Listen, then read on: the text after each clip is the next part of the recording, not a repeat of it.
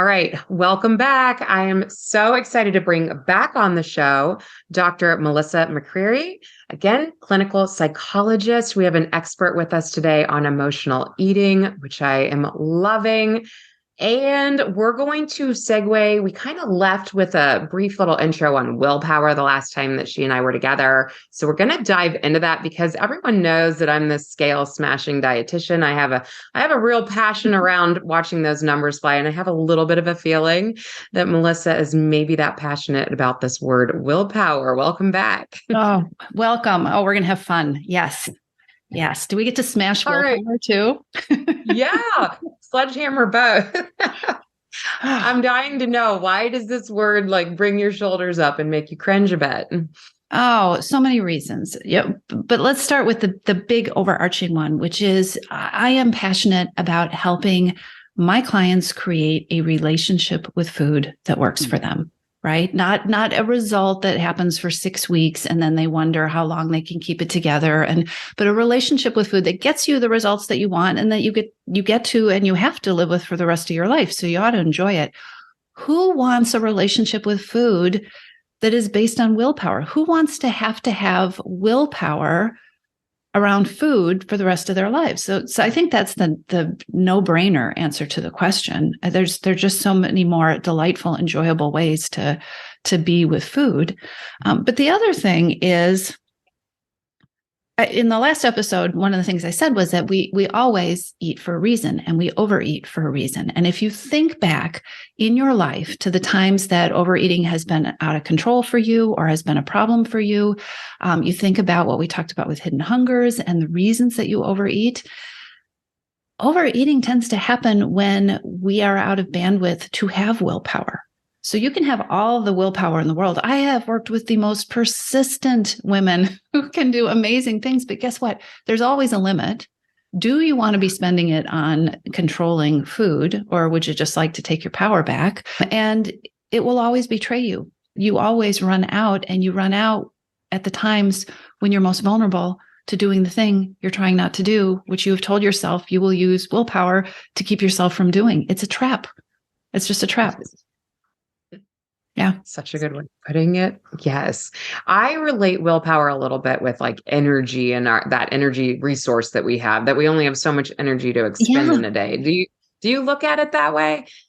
I think, there's some interesting research now saying that's not exactly true, but as a human being, I sure feel like I have a limited amount of willpower and I don't want to spend it. I will tell you, when I work with somebody, one of the first things I usually hear is, I am so tired of thinking about food and weight and eating. And the second thing they say to me is, I am so tired of this taking up so much space in my brain. I have other things I want to do and think about and other places I want to spend my energy. And so if that is the case, the last thing you want to do is set up a quote unquote plan for success that is founded in you having to be strong all the time and be paying attention to this thing. That's not a relationship with food that I would want to have. Agreed. My clients say the same thing. Am I going to be thinking about this all day, every day for the rest of my life? And that's when they go, can you just hand me a meal plan?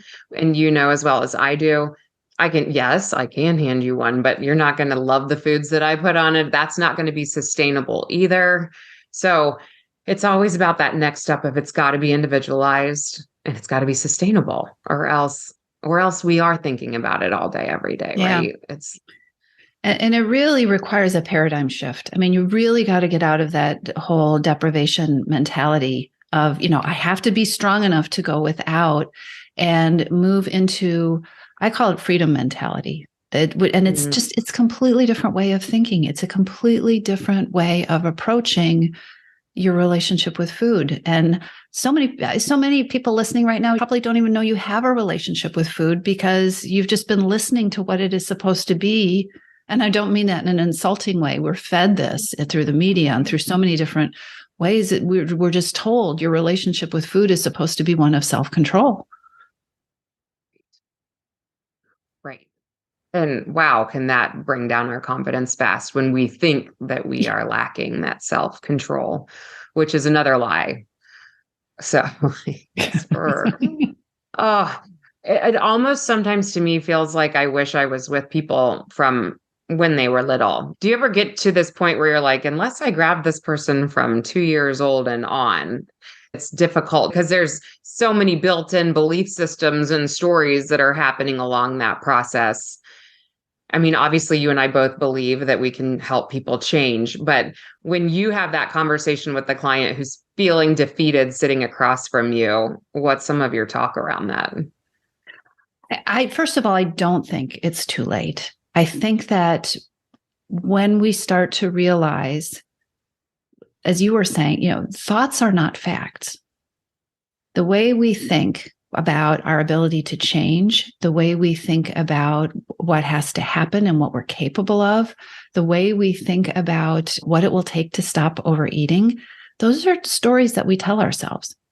And I do a lot of training with my clients around, let's start to listen to the soundtrack in your head. Let's start to pay attention to it.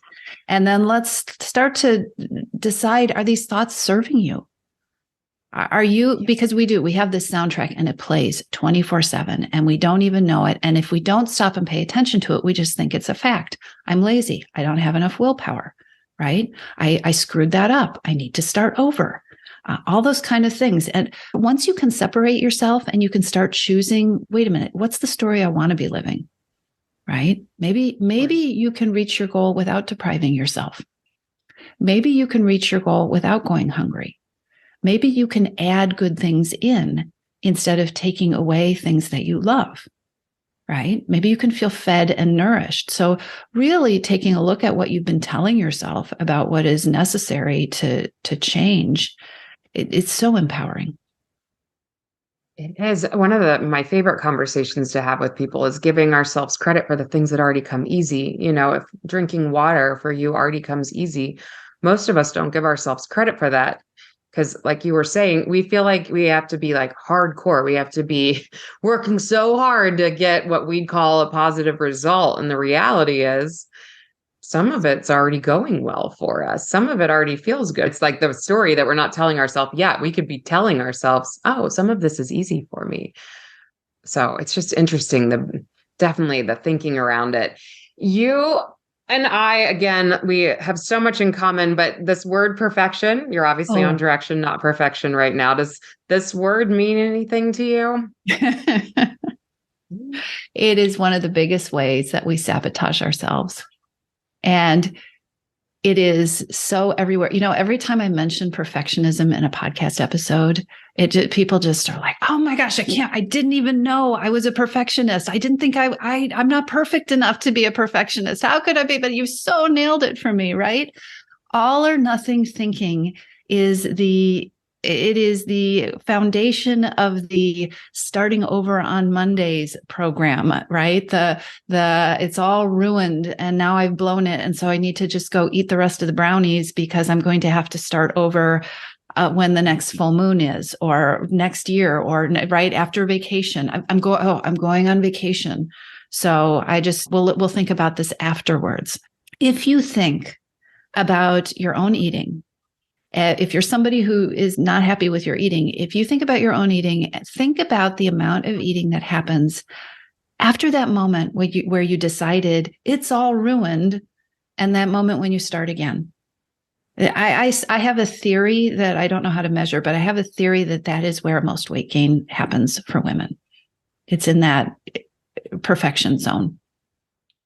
I absolutely agree. And I think it goes back to diet mentality. And, back in the days when people started to do the diet and they fell off. And so we have diet playing into it. And then we have, well, if I wasn't perfect this week, then I'm going to say screw it. Sorry, hard language there, but screw it. And then I'm going to just wait until motivation hits me again. And so there becomes these like lapses in between when we're functioning with those goals and the habits that are working for us, and then the fall off, right? It's that it's just frustrating. I talk a lot with my members and my membership about resiliency, that if we can just be more resilient and get back to it faster without taking, I love your full moon, till the next full moon happens. It's, until the stars are aligned, right? Yeah. But, and there's another piece. This is so important. I'm so glad that you talk about this because we can't talk about perfectionism enough. I do a 5-day workshop series periodically that I offer to people where I kind of teach the framework for freedom from overeating. And there's an entire session that's devoted to perfectionism because there's so many pieces to it. One is how you can trip yourself up with this all or nothing thinking about succeeding. But we also develop these perfectionistic ideas about our results. So if this happens, first of all, I don't deserve any of the good things until I have achieved my result, which is how we develop more hidden hungers that end up leading to overeating. But then when I achieve this result, when I get this magic number on the scale, somehow the skies will open up and unicorns will start dancing behind me and the flowers will all bloom and I will never have a fight with my boss again. And I will, my children will never disappoint me and I will never struggle with the things that I struggle with. All my hidden hungers will disappear is basically perfectionist thinking, right? I won't have stress. I won't get to the end of my bandwidth. I will never be exhausted. And it's a setup. It is such a setup from all directions for being happy and content and also for changing your eating. Oh my goodness. Yeah. Recipe for, you and I have both seen clients hit the magic number and they're like, didn't feel like how I thought it was going to feel. Now I kind of want to lose 5 more pounds. There's always the next, we keep pushing that measuring stick back to a new level, which is, I don't know what with perfectionism. I love that you have a whole class around this, and tell us really fast, how often do you put on these workshops? Every few months. It's a 5-day workshop. I go live every day with a new piece of training, and what you get the training, but also an action item for the day, right? Break it down into simple steps, because that is the other part about perfectionism, right? Everything has to change. I have to overhaul my life. I have to clean out my kitchen. No. Here is one thing that you can do today to start shifting things in another direction. And part of that is starting to focus on what is working. What are my strengths?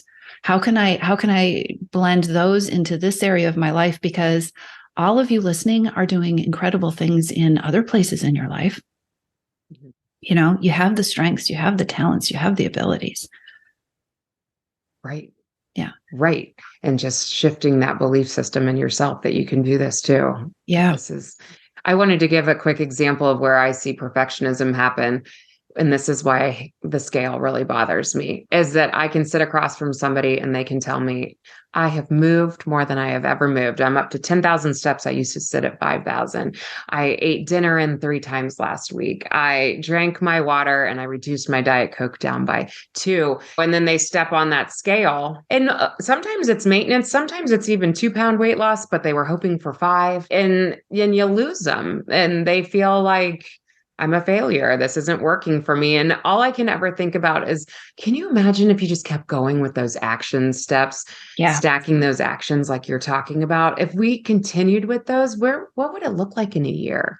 But that's a perfectionism going, nope, you're done. Start over. And we are hardwired for that. That is one of the reasons that it's so important to understand the psychology behind change and behind overeating. Our brains, unless we really work at it, do not take in the good. We do not take in the wins. There's a psychologist named Rick Hansen, and he says that your brain is Velcro for the bad and Teflon for the good, right? Our brain evolved to protect us from danger. And so our brain is on hyper, we don't want to get eaten by a lion. So if something is bad or dangerous, or if we fail to do something, or if we let the fire go out, our brain needs to register that. But unless we really work on it, we don't see all those amazing things we do. I laugh with my clients because one of the things we do in Your Missing Piece is we really are deliberate about noticing the wins.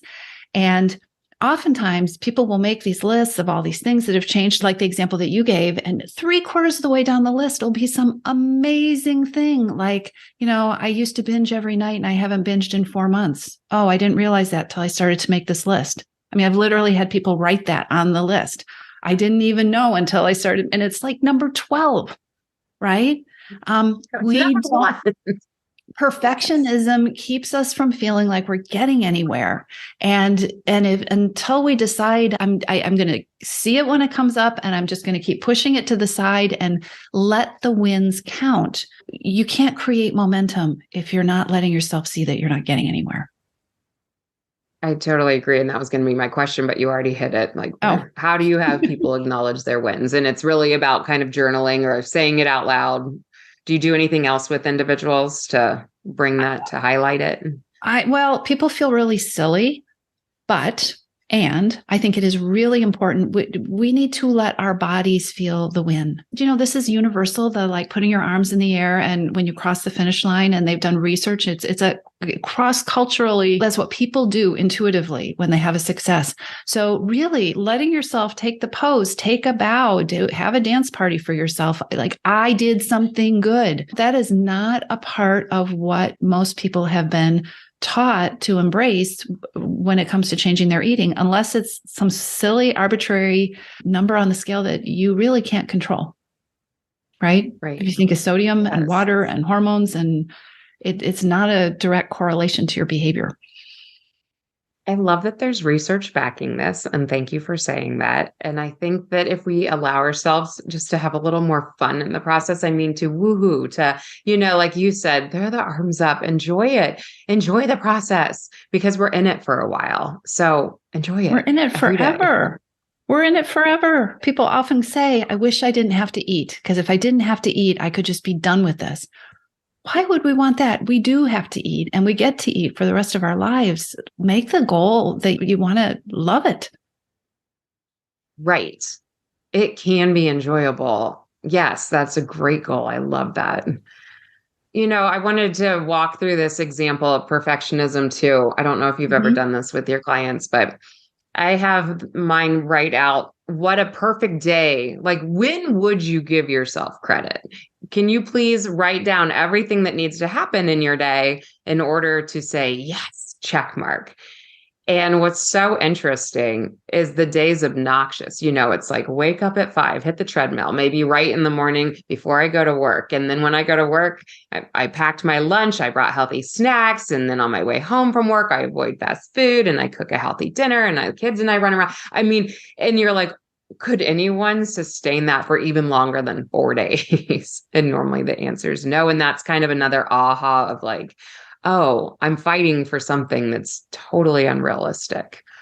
I do it we spend time in the Missing Piece program with your future self, because what happens when people talk about, my future self she's perfect with the unicorns in the background, right? Like, no, she's not. And so what's really helpful is, instead of thinking about how perfect life will be, what does your future self, who's arrived at her goal or who has the relationship with food that you want, what does she do when her boss pisses her off? Right? Mm-hmm. What does she do when all her plans get thrown out the door and she didn't get to the grocery store and she's exhausted and she's cranky? What does she do? This perfectionism, this idea of that we will be perfect and that we have to be perfect, is so insidious. So what is your unstoppable self? That's what we call it. What does your unstoppable self do on that no good, very bad day? The worst day what does she do? How does she show up for herself? I could keep asking you questions all day, but what am I not asking you that I should be? But I think the point that I think is important to make is that if you don't like your relationship with food, my educated guess is that you've probably also lost the connection with your own personal power in your relationship with food. And we haven't talked about that by name really in this interview, but we have been talking about it. And, taking your power back and feeling powerful and feeling like you get to be in charge of your choices, and that you don't have to fit yourself into this perfectionistic mold or somebody else's food plan, or somebody else's way of doing something that you're not going to be able to sustain because it's not you, and then it won't be perfect. Taking your power back is so important. And I guess knowing that that power is possible is really, really, really important. And I think it's a message women don't hear enough. I could not agree more. What I'm thinking as we kind of progress on here, I love tangible takeaway steps.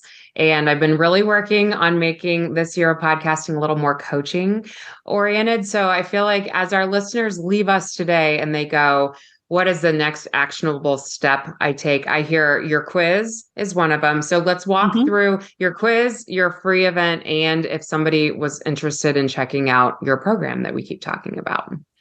Yeah. So the best place to find all of those things is at Too Much on Her Plate, TOO, Too Much on Her Plate. The quiz is where you find out what your hidden hungers are and that you don't have to worry about having all of them, but where one strategic place is to start and what your first action step is. Totally free. You can take that. It'll take you, 2 minutes to do that, get your results and your resources. Once a quarter, I do a free 5-day workshop, the Freedom from Overeating workshop series for smart, busy women. I think you can probably share the link to that. And we offer that once a quarter. So when you sign up, you'll either get put on the wait list for the next event or it'll be happening when you sign up. And the program is called Your Missing Piece. And that's a coaching program where I work with a small group of women over 6 months to step outside of that deprivation model and to create your own freedom model, which is unique to everybody, but to create a relationship with food that you want to have so that you have the momentum to maintain forever because it feeds you back instead of you trying to control yourself and control it and control everything else, which you probably are done with. Exactly.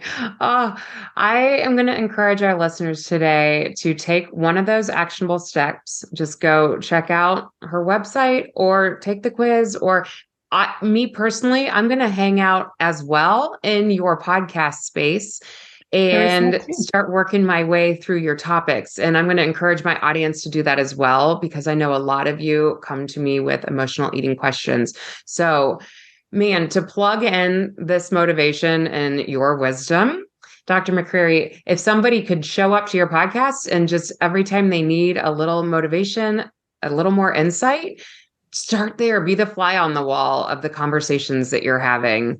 And I have to look at your Too Much on Our Plate is the name of your podcast, correct? Yep. Yes. Yep. Too much. We all have too much on our plates, right? So perfect. Yes. Yes. Again, thank you so much for joining us today. Thank you for a great conversation.